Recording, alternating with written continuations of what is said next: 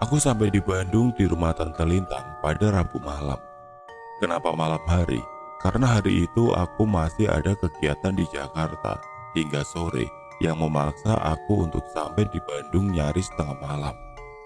Tante Lintang menyambutku di teras sambil duduk memangku Diara yang sudah tidur. "Tante, ngapain nunggu aku di teras gini? Bukannya di dalam aja? Kan dingin di luar." Protesku yang melihat Tante Lintang duduk di teras depan pada jam 11 hampir tengah malam. "Gak apa-apa kak, di dalam gerah.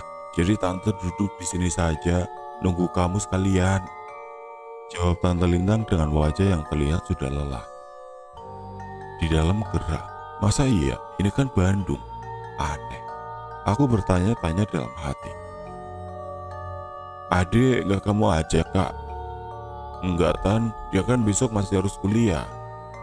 Percakapan terjadi ketika kami sedang melangkah masuk ke dalam rumah. "Wah, rumahnya gede ya Tan." Agak terperangah aku melihat rumah ketika sudah berada di dalam. "Iya, ini memanjang ke belakang loh, masih luas tuh ke belakang." Dan benar apa yang Tante Lintang bilang. Setelah aku berkeliling melihat-lihat, ternyata rumah ini memang besar. Terperangah aku saat itu, tapi di dalam benak yang terpikir adalah kenyamanan untuk tinggal di dalamnya, bukan yang lain. "Kamu tidur di kamar depan aja ya kak, tante di kamar dalam," Tante Lintang bilang begitu. Kamar dalam yang dimaksud adalah kamar yang letaknya di ruang tengah, sedangkan kamar yang sudah disiapkan buat aku adalah kamar depan, kamar yang berhadapan langsung dengan ruang tamu. Waktu itu jam 12 lewat sedikit ketika kami memutuskan untuk masuk ke kamar masing-masing. Aku sudah lelah setelah berkendara sebelumnya. Tante Lintang juga sudah kelihatan lelah. Di dalam kamar aku langsung berbaring di tempat tidur, ingin rasanya langsung terlelap. Kamar ini sudah rapi, terlihat memang sudah disiapkan oleh Tante Lintang buatku. Kamarnya besar, dengan perabot standar seperti meja lemari, kursi, dan tempat tidur. Ada jendela kayu yang kalau aku buka, langsung bisa melihat teras dan halaman depan.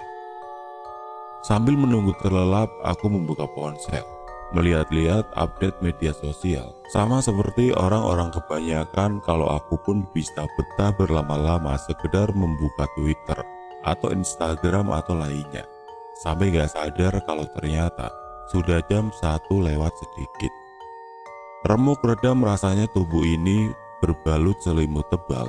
Aku coba meredam udara dingin yang makin menusuk menembus kulit. Remang gelap kamar serta dinginnya suhu seperti mengundang kantuk hebat untuk datang. Gak kuasa aku menahannya, tapi ada sesuatu yang akhirnya memaksa aku untuk bangun dari tidur. Siap, aku pengen pipis. Gak bisa ditahan sampai pagi sepertinya. Aku pun melangkah ke pintu, berniat menuju salah satu toilet. Toilet terdekat letaknya di ruang tengah, di sebelah kamar yang ditempati oleh Tante Lintang. Keluar kamar aku langsung bisa melihat ruang tamu yang dalam keadaan gelap. Penerangan hanya bersumber dari lampu teras depan, yang cahayanya masuk dari celah-celah jendela yang tirainya enggak menutup sempurna. Meneruskan langkah, aku menuju ruang tengah. Hampir di paling belakang disitulah toilet yang aku tuju. Ruang tengah juga sama, gelap. Ketika aku sudah sampai di situ, cahaya hanya bersumber dari lampu kecil dekat lemari besar, dan juga cahaya laptop yang masih menyala di meja kerja samping lemari besar tadi. What? Cahaya layar laptop. Kok ada laptop yang masih menyala? Benar, ternyata ada laptop masih menyala, dan aku lihat ada Om Weldan sedang duduk menghadap laptop itu. Ya, Om Weldan, aku gak salah lihat. Dia terlihat sangat serius memperhatikan laptopnya. Om Weldan kok masih di sini? Bukannya udah berangkat dari kemarin malam ya? Ucapku dalam hati. Aku yang sudah gak tahan lagi akhirnya memutuskan untuk langsung ke toilet, nggak menegurnya. Gak memakan waktu lama setelah selesai aku keluar dan berniat langsung kembali ke kamar. Setelah sudah di luar kamar mandi, Mataku langsung tertuju ke meja kerja Om Weldan. Ternyata laptop sudah mati dan Om Weldan sudah nggak terlihat lagi.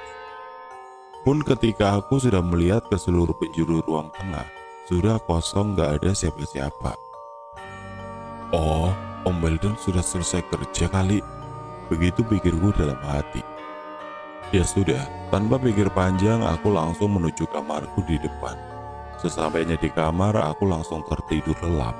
Besok paginya terjadi percakapan aneh dengan Tante Lintang. Tante, tadi malam aku lihat Om Weldan di meja kerjanya. Emang dia balik lagi? Kan Tante bilang Om Weldan udah berangkat dari Selasa. Tanyaku di meja makan. Ah, Om Weldan? Iya. Tante lupa kasih tahu kalau Om Weldan balik lagi tadi malam. Katanya ada yang ketinggalan. Jawab Tante Lintang. Terlihat gelagapan menjawab. Entah kenapa saat itu aku nggak tahu. Tapi siangnya aku dapat pesan WhatsApp dari Om Weldan. Kira-kira isi pesannya begini. Kak, udah di Bandung kan ya? Jadi kan nemenin tante kamu. Udah Om, dari tadi malam. Oh syukurlah. Maaf ngerepotin ya. Gak apa-apa Om, sekalian jalan-jalan lah. Ya sudah kalau gitu. Om gak lama ini. Mungkin Senin atau Selasa depan Om baru pulang. Masih banyak kerjaan. Ini juga Om baru sampai Aceh. Perjalanan jauh dari Riau lewat darat dari kemarin siang. Satu kalimat panjang Om Weldan sedikit mengernyitkan dahiku. Dari kemarin siang, Om Weldan melakukan perjalanan darat menuju Banda Aceh. Berarti tadi malam Om Weldan sedang di Sumatera. Lalu siapa yang aku lihat semalam duduk di depan laptop? Langsung banyak pertanyaan di kepala. Kenapa Tante Lintang menutupi dengan bilang kalau Om Weldan memang sedang balik lagi pulang ke rumah? Apa itu bukan Om Weldan? Walaupun dalam remang cahaya dan aku melihatnya dari samping, tapi aku yakin kalau itu adalah Om Weldan, bukan orang lain. Itu keanehan pertama yang aku alami. Berikutnya masih ada beberapa kejanggalan lain. Aku lupa.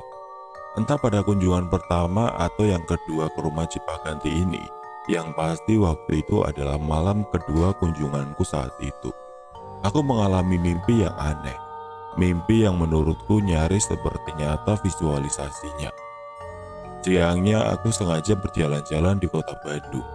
Aku mencari kuliner menarik yang nggak aku dapatkan di Jakarta dan berakhir ngopi di satu kafe asik di daerah Cimbelek. Lelah, nggak terlalu, karena menyenangkan. Tapi malamnya aku merasa sangat mengantuk, padahal belum terlalu larut. Sekitar jam 10 aku sudah terlelap. Nah, ketika tidur saat inilah aku mengalami mimpi yang aneh. Di dalam mimpi berawal ketika aku seperti sedang berada di rumah Cipaganti ini. Berada di dalam kamar yang biasa aku tempati kalau sedang datang berkunjung. Posisiku di tempat tidur seperti baru saja terjaga. Aku masih sangat ingat ketika sepertinya aku terjaga karena mendengar ada keramaian di luar kamar, di ruang tamu. Keramaian yang aku maksud adalah suara dari banyak orang. Bukan suara ramai sampai memekakan telinga, tapi suara banyak orang sedang berbincang satu sama lain. Sekali lagi mimpi kali ini terasa sangat nyata. Belum pernah aku mengalami mimpi sejelas ini. Masih di dalam mimpi, mendengar suara orang itu aku tentu saja jadi penasaran. Ada apa di luar kamar? Sedang ada acara apa? Lalu aku bangkit dari rebah. Gak langsung berjalan menuju pintu, tapi sejenak duduk untuk mengumpulkan nyawa. Suara-suara itu masih jelas terdengar. Percakapan yang isinya kurang bisa aku tangkap. Masih duduk, aku lalu menoleh ke jendela. Dari sela-selanya aku bisa melihat kalau ternyata hari masih malam karena di luar gelap. Ada apa ya? Apa Tante Lintang sedang ada acara pesta kecil-kecilan? Kok nggak bilang-bilang? Akhirnya rasa penasaran memaksa aku untuk mendekat ke pintu. Coba cari tahu ada apakah gerangan sebenarnya. Makin dekat pintu, suara-suara obrolan makin jelas terdengar. khawatir kalau aku mengganggu mereka karena tiba-tiba muncul dari dalam kamar. Maka dari itu aku sangat perlahan memutar gagang pintu supaya nggak menarik perhatian. Kemudian aku tarik pintu perlahan untuk membukanya. Setelah sudah cukup ada celah, aku mendekatkan wajah untuk mengintip keluar.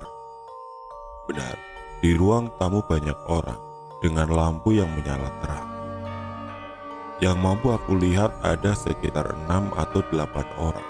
Ada yang sedang duduk di sofa, ada pula yang berdiri. Semuanya berposisi sedang berbincang satu sama lain. Di ruang tengah itu aku nggak melihat ada Tante Lintang dan Om Weldan. Semuanya adalah wajah-wajah yang nggak aku kenal. Saking asiknya memperhatikan sampai nggak sadar kalau sudah membuka pintu terlalu lebar. Aku jadi menarik perhatian. Salah satunya perempuan di sofa besar yang posisinya memang persis menghadapku. Aku melihat perempuan setengah baya ini tersenyum ke arahku. Aku lalu membalas senyumnya sambil sedikit menganggukkan kepala. Ya sudah, kepalang tanggung aku kemudian membuka pintu. Akan sekalian mencari Tante Lintang atau Om Weldan. Sambil menyapa satu-satu para tamu. Sambil tersenyum aku berjalan menuju pintu yang menghubungkan ruang tamu dengan ruang tengah. Sesampainya di ruang tengah ternyata sama. Banyak orang juga. Dan sama juga kalau aku nggak kenal mereka. Semuanya asing, tapi ada yang cukup menarik perhatian. Ternyata di antara tamu-tamu itu, banyak yang bertampang bule alias orang-orang Eropa.